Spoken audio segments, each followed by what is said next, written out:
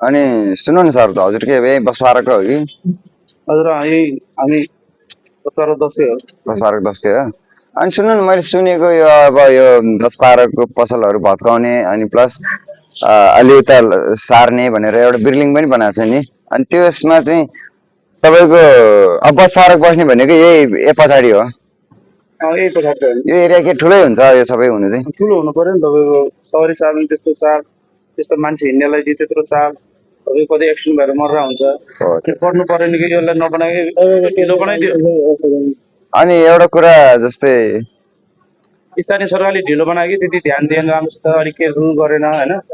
त्यसले गर्दा चाहिँ एकदम अरूको त तपाईँको अरूको ठाउँको त पुरा चाहिँ भनौँ न जस्तो त्यहाँ पार्कमा हिँड्ने जस्तै हो भइसक्यो। हाम्रो यहाँ हेर्नु मात्रै हो तपाईँको, खालि अगाडि रिबन काट्न जाने, अगाडि चाहिँ त्यो प्रसाद अगाडि खान जाने होइन, त्यसको लागि मात्रै अगाडि छ। त्यो व्यवस्थापन सुधारेर उसले चाहिँ बेलामा टाइममा लान सकेन, मेन कुरो त्यही हो। तपाईँ कुरा काटे जस्तो भयो होइन। सुन्नु नि, काम त चलिरहेको होला नि, कहिले काहीँ मिसिन आउँदो रहेछ, ऊ त्यो पिपलको बोर्डहरू पनि भत्काइरहेछ। अब प्लस तपाईँको सटरको कति पर्ला भाडा? यहाँतिर त 13,000 तिरिरहेको छ होइन। हजुर। अब त्यहाँ अब कति भन्ने होला, स्थानीय सरकार नगरपालिकाले दिनुपर्ने हो होइन। हजुर। तर जस बेलामा अलिक व्यवस्थित ढङ्गले यसलाई चाहिँ नि बनाउनु पर्ने थियो। अब चाहिँ यो नयाँ सरकारले अब छिटै गरिहाल्छ, गरेन भने यिनीहरूले मिलाएर चाहिँ सबै कुरो सरकारको नियम नीति सिकाइहाल्छन्। पाठ पढिसक्यो, त्यसले गर्दा सिक्नुपर्छ, सुध्रिनुपर्छ भनेर चाहिँ जनताले भनेको माग हो। अब सुशासन भन्ने नि यही हो, बेलैमा काम टुङ्गो लगाउने, बेलैमा चाहिँ यस्तो चाहिँ नि यातायात कुनै सहरी साधनले व्यवस्थित ढङ्गले स्थायी रूपमा चाहिँ राख्ने, त्यो चाहिँ नि सरकारले, स्थानीय सरकार जुन अहिले प्रदेश छ होइन, उहाँले नै हेर्नुपर्ने कुरो हो। तर त्यसरी ध्यान उहाँहरूको छैन रहेछ क्या, मुखले मात्रै हो। त्यहाँबाट चाहिँ चुनाव आएको बेलामा भोट भाड मात्रै हो होइन, त्यस्तो विचारको देख्यो यहाँ। तर जे होस् यो जस बढेपछि चाहिँ अलिक खुल्ला हुन्छ यहाँ, जे होस् एकदमै राम्रो देख्छ कि चाहिन्छ होइन, यो खुल्लै चाहिन्छ। किनभने यो पब्लिकको लागि यहाँ चाहिँ सहरी साधन यो रोक्ने पार्किङदेखि लिएर त्यो यही चुनावभन्दा अगाडि भत्काएको छ नि, यो बुद्ध चोक, सीमा चोक हुँदै वीरगञ्ज समथिङ कति सबै भत्काइसक्यो। त्यो अहिले बनाउने निर्माण चलिरहेको छ कि किन बन्द भएको थियो खासमा? अब त्यसको प्रक्रिया अब चाहिँ पुरै भइसक्यो, के को प्रक्रिया नै सक्यो होइन। जे होस् चाँडै व्यवस्थित हुन्छ होइन, चाँडै व्यवस्था हुन्छ। तर चाँडोभन्दा चाँडो गर्नु पर्यो।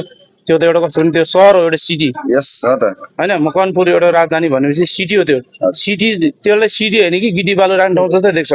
यस, त्यही भत्काएको जहाँ छ त्यही भत्काइरहेको छ, के अरे त्यही छ कि होइन।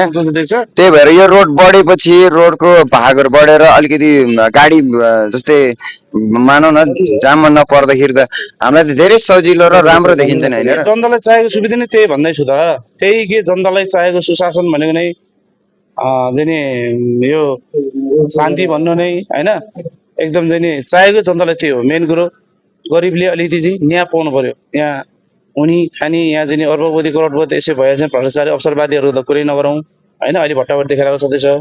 अब यस्तो कुरोमा चाहिँ अगाडि चाँडो ध्यान जाओस् स्थानीय सरकारले, अब कार्यकारी प्रमुखदेखि लिएर मेयरसम्मले सम्पूर्णले नेपाली जनताहरूले त हेरिरहेको छ होइन। त्यसले गर्दा टाइम टेबलमा चाहिँ हरेक कुरो निर्माण विषयदेखि लिएर यातायात विषयदेखि लिएर यो चाहिँ नि कुनै बाटोघाटोदेखि लिएर सम्पूर्ण कुरा विषयहरू यिनीहरूले अलिक चाँडो लिनुपर्छ। र गरिबले पनि एउटा चाहिँ नि 2 पैसा नभएको ठाउँमा उसलाई पनि चाहिँ नि एकदम सरकारले अनि तपाईँको त हुनुपर्छ। तपाईँको त त्यो यो कति सालमा नापेको रहेछ यो रोड? कुन यो बाई रोडको कति 25 मिटर भनेर चाहिँ कति साल नापिसिया रहेछ? अनि प्लस त्यो चाहिँ सरकारी त्यो रोडमै चाहिँ बसेर त्यो पसलहरू चलाइरहेको त? अहिले त नबनाइसम्म चलाइरहेको छ।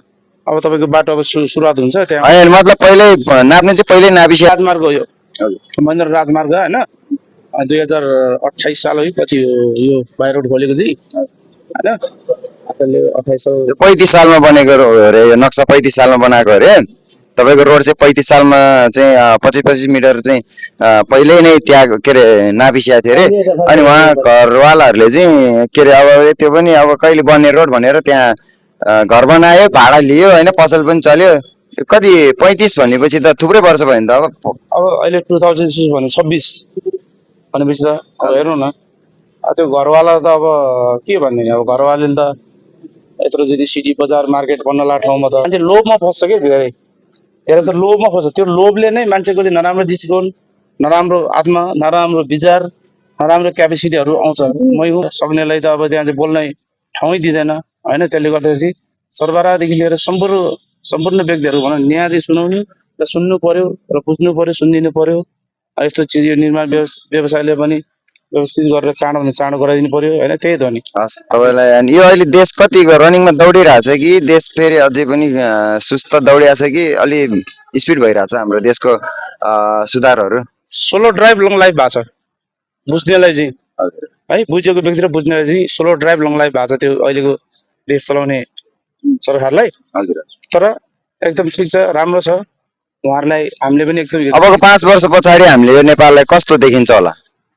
तपाईँको देख्न त नेपाल जस्तै देखिन्छ अरू जस्तै देखिँदैन होइन नेपालै हो नेपाल जस्तै देखिन्छ तर एकदम परिवर्तन भिन्नै कि स्विजरल्यान्ड कि सिङ्गापुर त्यो दुईटा एउटा त्यो तरिका तपाईँलाई अहिले यो भरोसा तपाईँलाई अहिले यो सरकारले चाहिँ जे होस् के अरे सुविधा ल्याउँछ अथवा डेभलप बनाउँछ अलि सुन्दर बनाउँछ तपाईँको नागरिकता कागजात लिनु पनि दिएन ल्याउनु पर्यो ल्याउँछ भन्ने फुल होप छ तपाईँलाई होप छ यति त्यो अब त्यसलाई नि आलडाल गर्ने पहिलाको जस्तोले अब यहाँ वरिष्ठ यहाँ होइन हाम्रो चाहिँ फलाना यहाँ एमालेको यहाँ काङ्ग्रेसको भनेर गर्न थाल्यो भने त त्यो त्यसको चान्स छैन ल्याउँछ होइन कि ल्याउनु पर्यो ल्याइसक्यो जनताको अगाडि प्रश्न उसले चाहिँ गर्दैछ सबै कुरो होइन हामीले गरिरहेछ अब हुन त हामी पनि पीडित मान्छे हो नि त होइन हामी सबैजना पीडितै हो पीडित त त्यसले गर्दाखेरि हामी पाइला पाइलामा राज्य ट्याक्स तिरेर हुन्छ होइन अब सबै कुरो चाहिँ नि जस अहिले तपाईँले भन्नु खोजेको अहिलेको सरकारले चाहिँ राम्रै काम गरिरहेछ भनौँ न छ अब बोल्नु छ